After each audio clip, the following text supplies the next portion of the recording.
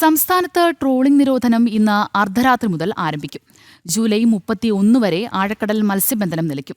ഇനിയുള്ള 52 ദിവസം തീരം തേടുക വറുതിയുടെ കാലമാണ്.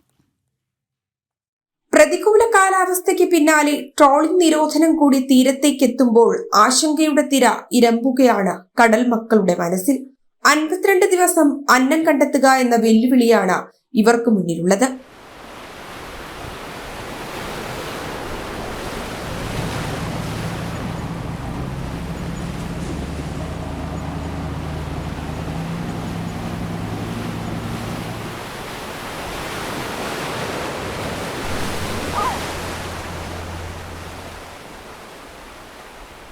കടൽ വിഭവങ്ങളുടെ ക്ഷാമം രൂക്ഷമായി നേരിടുന്നതിന് പിന്നാലെ എത്തിയ ട്രോളിംഗ് നിരോധനം മത്സ്യത്തൊഴിലാളികളെ വലയ്ക്കുന്നുണ്ട്.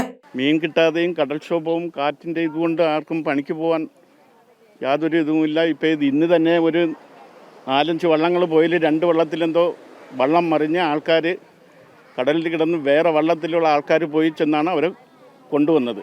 ആ വള്ളവും അതിൻ്റെ സാമഗ്രികളും എല്ലാം ആ കടലിൽ തന്നെയാണ് കിടക്കുന്നതായിട്ടുള്ള സൂചനയാണ് ഇവിടെ കിട്ടിക്കൊണ്ടിരിക്കുന്നത്.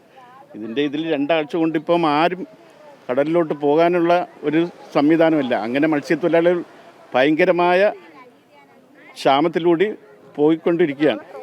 മത്സ്യത്തൊഴിലാളികളെല്ലാം പട്ടിണി കിടന്ന് ചാവണ്. കടലിൽ മീനില്ല, ഭയങ്കര കാറ്റ്, ഉൾക്കടലിൽ പോകാൻ പറ്റുന്നില്ല. ഓരോ വീടുകളും പട്ടിണിയിൽ കിടന്ന് കയ്യഴുണു. സ്കൂളിൽ പോണ മക്കൾക്ക് ബുക്ക് വാങ്ങിച്ചില്ല, യൂണിഫോം എടുത്തില്ല, ബാഗുകൾ വാങ്ങിച്ചില്ല. മക്കളുടെ കരച്ചയും കണ്ണുനീരും.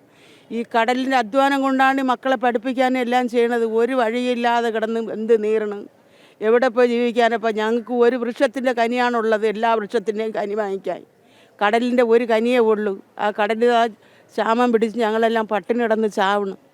സ്കൂൾ തുറന്നതിന് പിന്നാലെ എത്തുന്ന വറുതിയുടെ കാലം കുടുംബങ്ങളെ ബാധിക്കാതിരിക്കാൻ പരമ്പരാഗതമായ വള്ളങ്ങളിൽ മത്സ്യബന്ധനം നടത്തി മറികടക്കാനാണ് മിക്കവരും തയ്യാറെടുക്കുന്നത്. പ്രതികൂല സാഹചര്യവും പ്രതിസന്ധികളും കഴിഞ്ഞ് നല്ല നാളുകൾ വരുമെന്ന പ്രതീക്ഷയോടെയാണ് ഓരോ മത്സ്യത്തൊഴിലാളിയും ട്രോളിംഗ് നിരോധനത്തെ നേരിടാൻ ഒരുങ്ങുന്നത്. ജനം, തിരുവനന്തപുരം.